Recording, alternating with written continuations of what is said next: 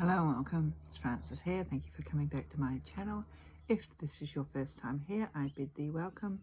There is a subscribe button below if you wish to support this work and this channel, and also a bell when you want to be notified as to when I upload more content, which I do on a rather ad hoc basis. I'm coming to you from Ghana country, and as such I acknowledge the Ghana people of the Adelaide Plains, who are the traditional custodians of this land. And in doing so, I acknowledge their elders past, present, and emerging. So this video is, maybe I should backtrack. I've been wanting to do a series of videos I've been wanting to do. And I've been wanting to do a video on Deity, especially from a contemporary witchcraft perspective, especially considering that there seems to be an increasing trend on atheistic witchcraft, not to mention the West becoming more and more secular, almost avoiding any connection whatsoever with religion. And this may be based, well, on Christianity. And before I fall down too many rabbit holes, just one point: Christianity shouldn't be used and isn't actually used as a benchmark, marker, guidepost to what actually determines a religion. There are many religions, there's many religious practices, there's many spiritual religious practices as well, and a lot of these actually have nothing to do with Christianity and how it has molded and actually sees things. So I just wanted to put that out there. So this video actually isn't one that I was intending to make. It's actually a response to one that I have recently watched. And what I thought was quite interesting was this person was sharing their thoughts on the gods in particular and their connection or lack or perception of them. And what I find interesting is that their tradition of witchcraft was, I think when they started out on their channel, similar to mine, and that I suppose is often described as kissing cousins. However, them stating their personal beliefs or perceptions more recently gave me lots of food for thought, and I understand that opinions change, and that's fine. But as I said, I found their video rather interesting, and I will link it below because there's a number of points that I can see where they're coming from. So I don't necessarily disagree. There are a lot of points that I actually do disagree on, and a lot of points where I'm thinking, yeah, that makes a lot of sense. So this is, I suppose, my response. It's sort of, yeah, in a way. The first comment, that without going through their video point by point, was a comment that they made that to believe in deity, and I'm probably paraphrasing, or any other sort of external force, is, in their opinions, seen as a crutch. Now, they did go on to explain their reasoning behind this, and that was largely based on assumption that early ancestors made up the concept of gods to explain the unexplainable, the natural phenomena, the storms of volcanoes, etc. And how they did this apparently was because the leader and got together with a group of shamans or whatever around the campfire and came up with a whole range of ideas that made, what made them happy during different times, and tried to duplicate this as a way of making up and appeasing the thunderstorms or whatever. I don't know where he got that idea from. It doesn't sort of gel with me, but if it gels with anybody else, that is fine. And he also went on to explain that one of the main reasons he doesn't believe in gods is that apart from the stories that they appear in, there is no historical documented evidence especially in more current times. If there's gods, where are they now? So almost sort of demanding proof. So I've written a few notes, a few responses to it. This probably won't be as elegant and as wonderfully produced as his video, but here goes. So and another point too is like the stories contained gods with very humanistic flaws and personalities, and this was done to sort of bring the gods down to our level of acceptance and understanding, back to the earth plane, so we could connect with them more easily. So at the end of the day, I think he had the opinion that we invented the gods, and us humans invented the gods, because thought leads through to manifestation. And then he also made a comment about religion being somewhat negative or bad concept, because most religions believe that there is one God and one way to God, and there is, it's God or Godhead. So yes, I am paraphrasing probably very badly. So I said, watch below his video, make up your own mind, and I will try and explain some of my thoughts. I've got them written down, but I'm just going to go off on tangents and rabbit holes. So as I unpack, and I've done this a few times now, just bear in mind I haven't done any proper research. This is all just come out of the ether, so to speak, out of the old grey matter. So if in doubt, there's always the possibility of me venturing down rabbit holes, which I tend to do. So point by point, while I do agree that possibly, depends on what you mean by gods, I'd say more nature spirits are definitely connected with, in particular, the land. We have wells and springs and rivers named after deity, or deity named after them. There's documented evidence of appeasing land spirits in particular, or water spirits with offerings and things like that. There's the whole natural phenomena that they have been associated with. There's also the localized deities, or the more along the lines of spirits as opposed to gods. I don't actually necessarily believe in the concept that we humans actually invented. Maybe named, but inventing, I don't know. It doesn't sit well with me. I haven't thought, that's because it doesn't make us accountable for anything. And yes, stories, the folk stories that we have, the myths and legends, fairy tales, all explain the hows and the whys something occurred, and that's very common. This is what we do as a species. We communicate through stories. Stories are our words, and these are also shaped by one person's or a culture's perception, a point of view that has influenced. It's also shaped by experience, culture, society, circumstance, and as a form of communication. And this is how we got our myths. This is how we got our legends and folklores and fairy tales. However, just because they are stories, as we from the West may perceive them, doesn't necessarily mean that they can be easily dismissed as vivid imaginations with no historical or factual basis. Because the whole idea of how a story originated needs to be based somewhere. At least that's my 2 cents. When it comes to creation myths, he stated that he doesn't need a creation myth. That's well and good. Science has advised us that the universe allegedly was formed by the Big Bang Theory. That could just be a story that science made up.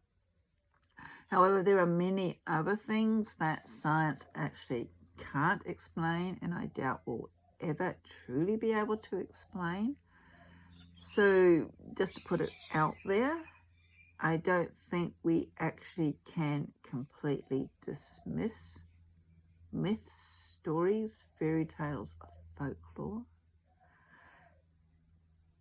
though it is happening here in the West, and that's largely because we have lost and long have lost this connection to our own stories. We have pushed them to the side where they appear to be fantasy. We don't see or no longer see the significance in our stories. We live in a rather scientifically based society whose relationships with the land and nature around us is very divorced compared to some of the more indigenous peoples. And a good point of that is that I'm coming to you from Australia, and though I have a piece of paper saying that I'm Australian, I actually wasn't born here. However, this land is host to the oldest continually occupied. That doesn't even make sense. This land is continuously occupied the longest when it comes to a human inhabitant. And therefore, the stories of the Australian Indigenous people, our Aboriginal people, are more than just fireside amusement tales to explain why the thunder is above us and all the big saber-toothed tiger is at our door wanting to eat us. The stories of the Aboriginal people, as far as I'm aware, as the limited knowledge that I have, are filled with sacred lore, the creation myths.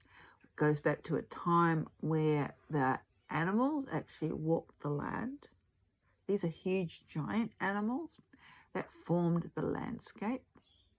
Their relationship with human beings, and that went on to forming clan structures or family groups and hierarchies, which led on to sort of totem animals or taboos, what animals could be hunted, what couldn't be hunted, healing techniques all come through storylines, who was allowed to perform healings, who are the shamans, using that term very loosely, medicine men, medicine women, where to find water, migrational stories about the patterns of animals, and so much more, because these were largely oral traditions and teachings of groups of people.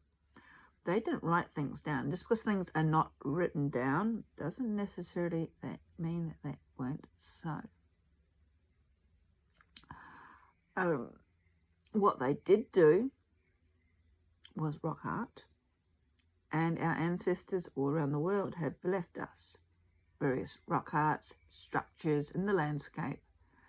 Some of them, unless we actually know the significance, we would walk right past them.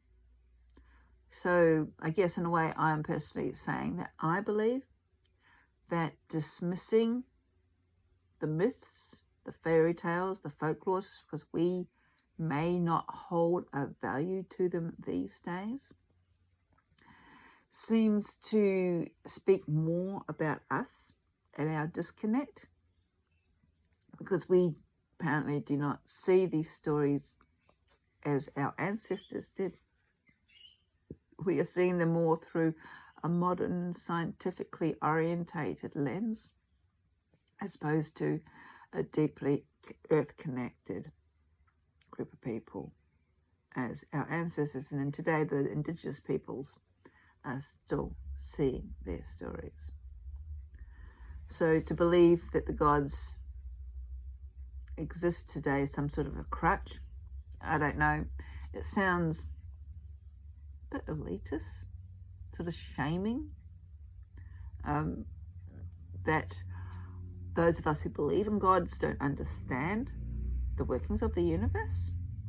Well, I know what makes thunder. and volcanoes to erupt. But I also still believe in the gods. I believe in the other.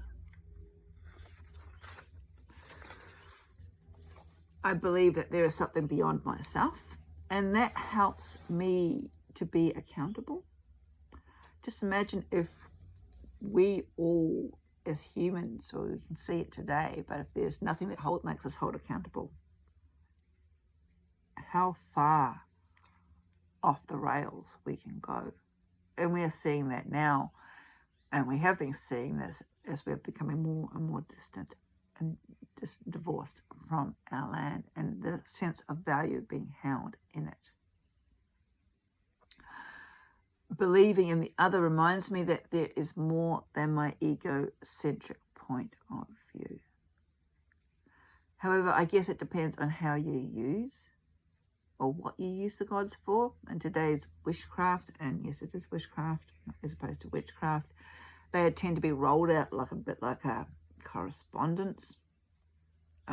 There's no sacredness, or very little. There's no building up a relationship or spiritual sacred connection between them. All this seems to be rejected, possibly due to, I don't know, a knee-jerk reaction towards more orthodox religions, the hard right sort of attitudes of the evangelistic brigade, who are all sort of like hell and brimstone, dictating every ounce of our being and how we can live our lives. I know that's a big rabbit hole to fall down. Okay, the next point that he mentioned is like, where are the gods? If there were gods, where are they now? Because there's no appearance of them. I disagree. I have had deity barge into rituals. Maybe not physically manifesting all the time as I can see now, but definitely in my mind's eye. I have had various people, including myself, after ritual, sort of like checking in, saying, you know, did so-and-so come in? Did you notice that Hecate just sort of stomped in and got into a huff because we didn't mention her in the ritual? And it's just like, yep. I've seen people almost sort of shapeshift as they become possessed by deity in rituals. And I've had people say the same of me, not so much shape-shifting, but characteristics of me have changed. My body language, my voice, things have changed.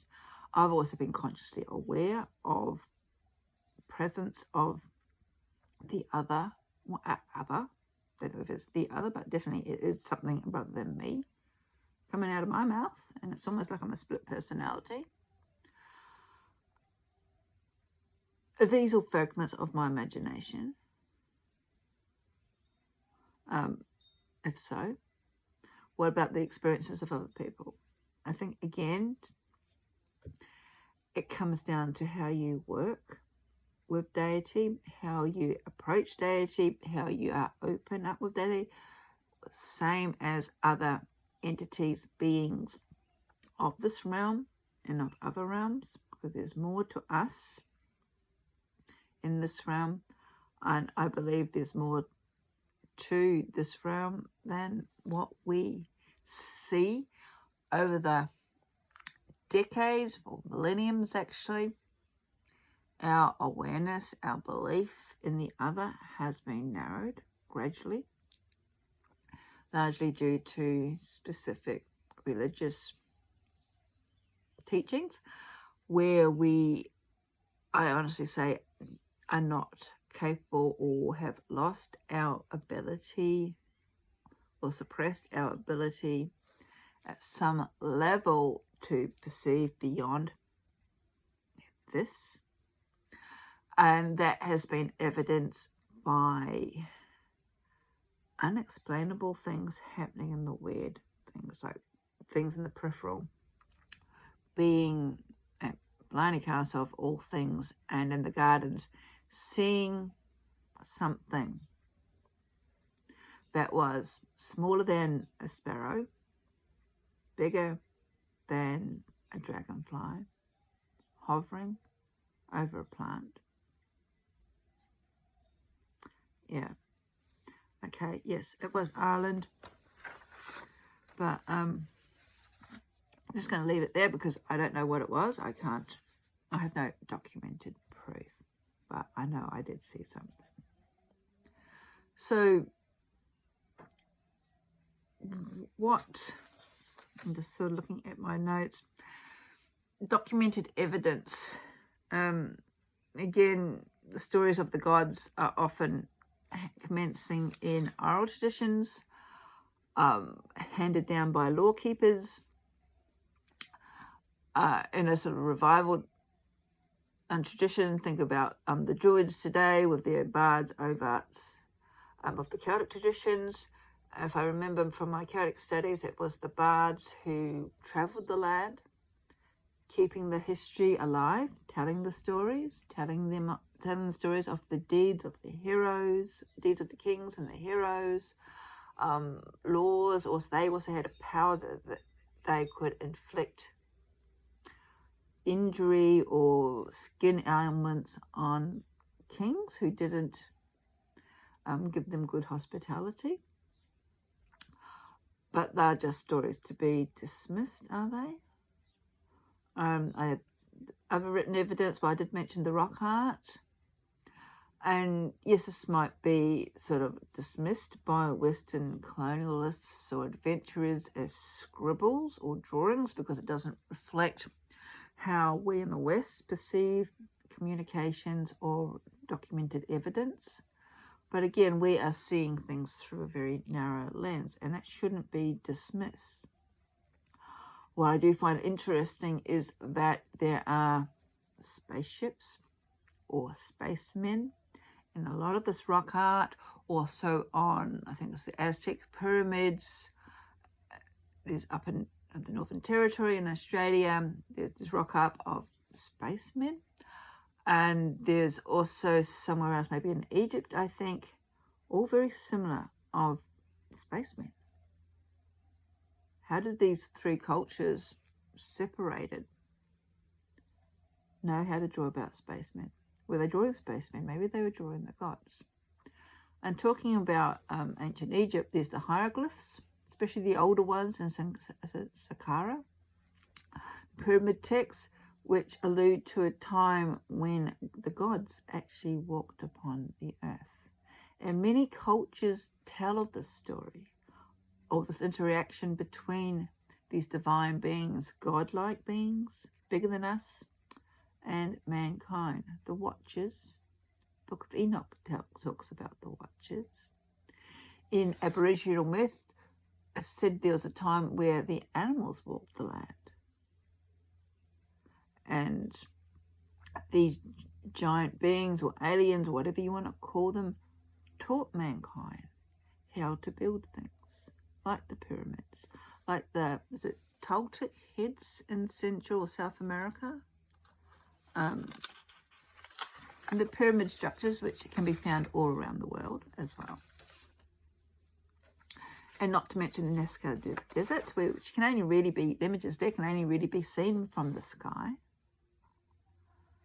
So as I said, Christianity shouldn't be used as a benchmark for religion, how we perceive the gods, nor should it be used as one.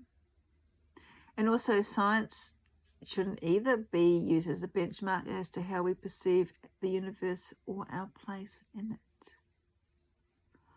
I think devaluing myths and stories and folk tales and fairy tales just because we can't see any value in them today is rather egocentric, and which sort of circles back to why we need the gods or belief in them in the first place, to keep our own ego in check.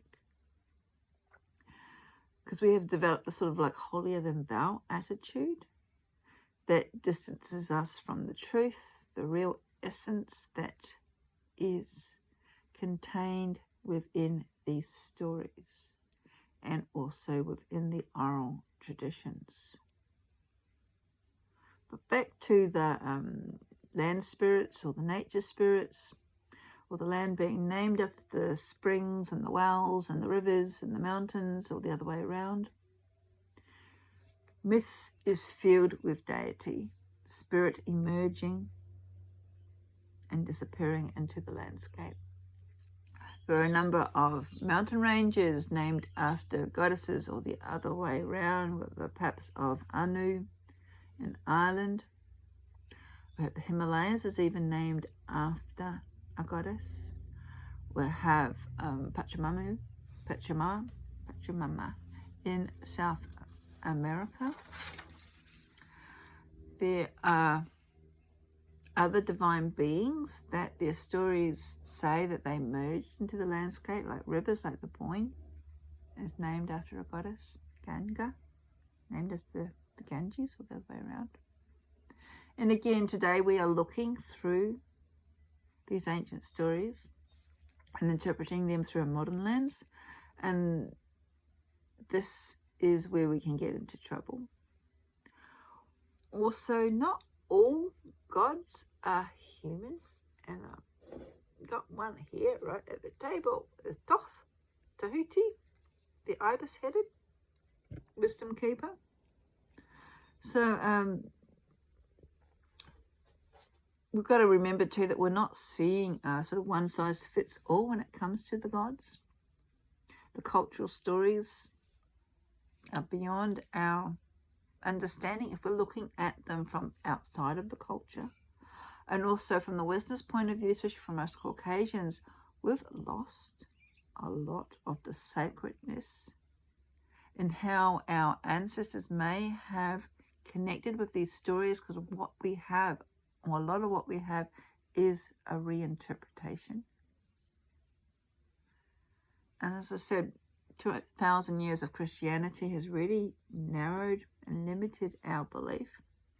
So much so that we call the gods supernatural as opposed to divine beings.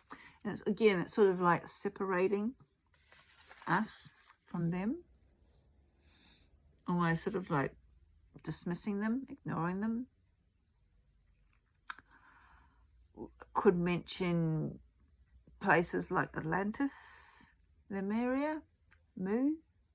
Are these merely folk tales based on Plato's imagination? How were the pyramids built? We don't know today. Were they built by aliens, gods, super knowledge? If the latter, why don't we have this super knowledge today? It's really interesting because this is my NLP training coming in, that according to NLP, we can only process X amount of information through this little sensory organ in our heads, and that the information then is shaped and filtered depending on our culture, society, values, etc.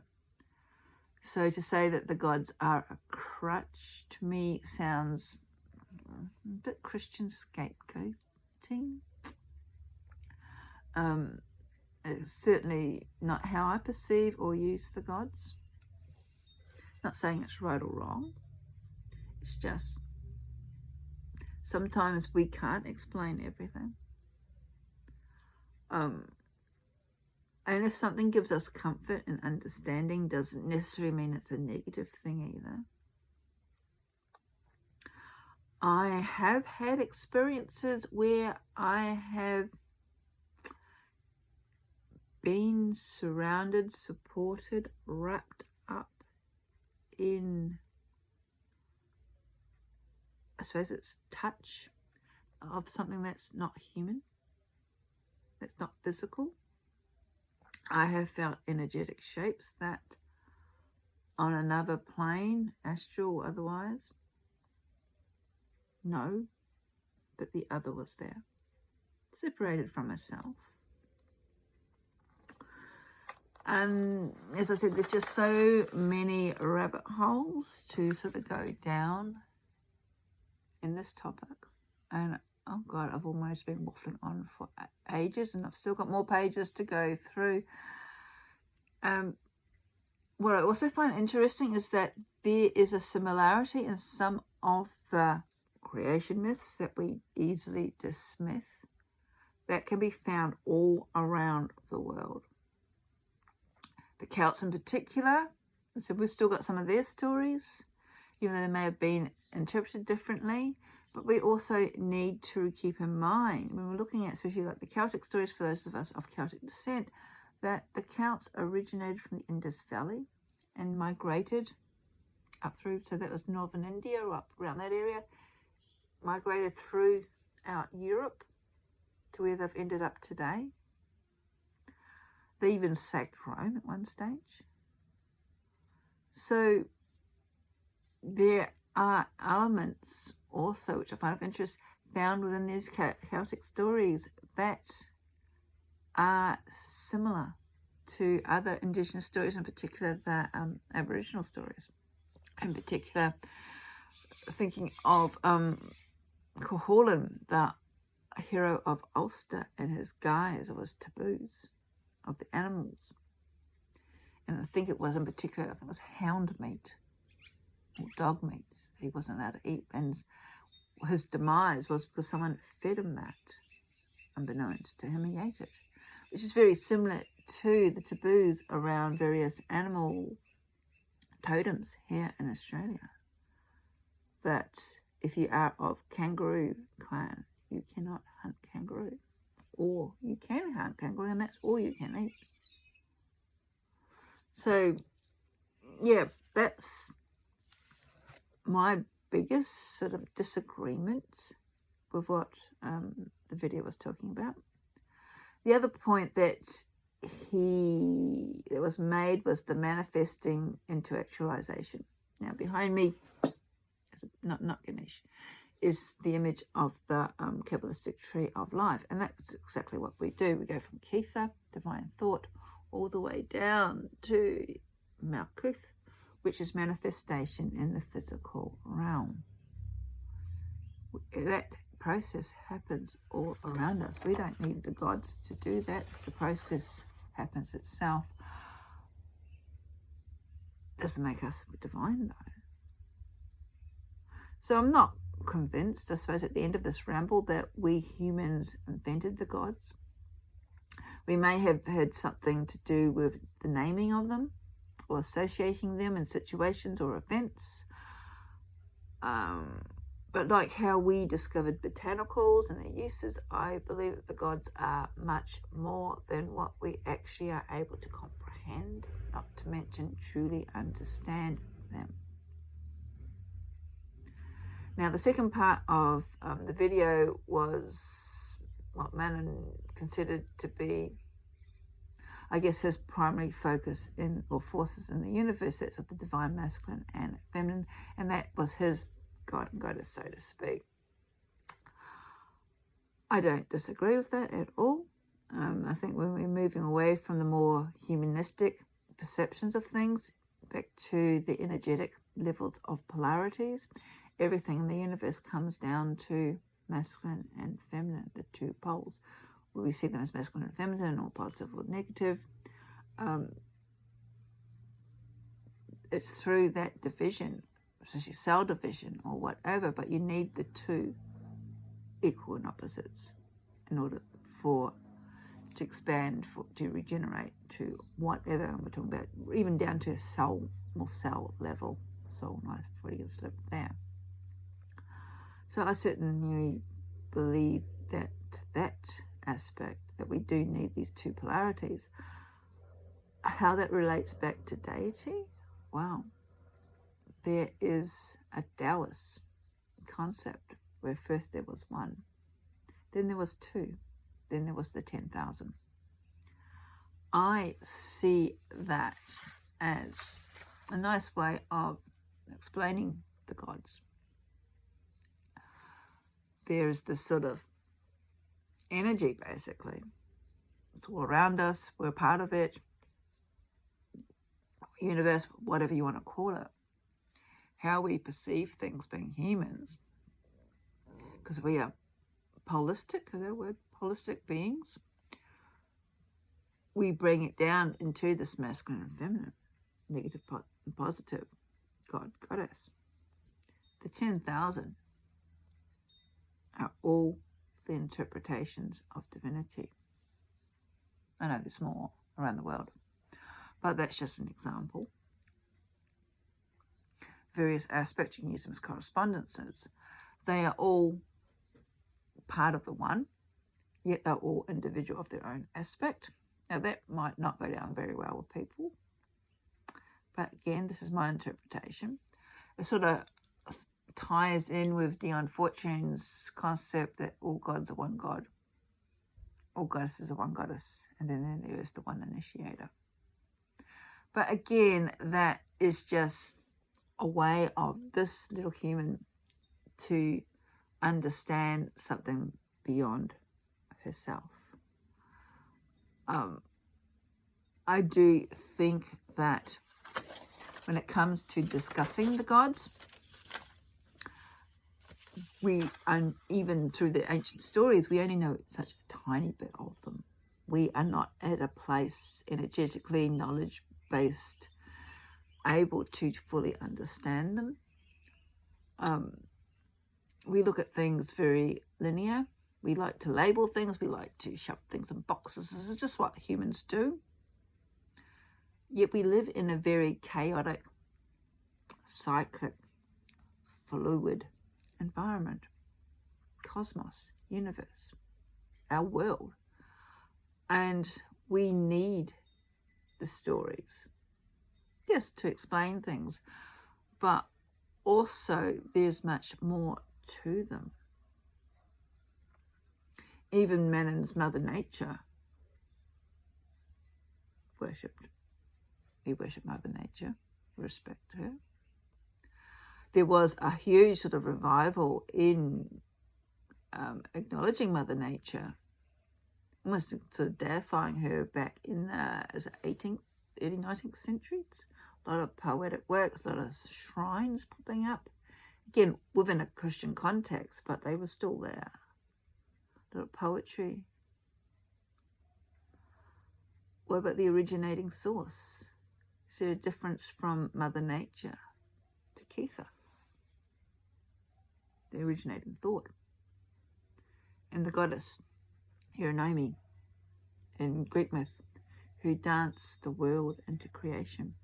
I wasn't there. I don't know if this is folk story or not.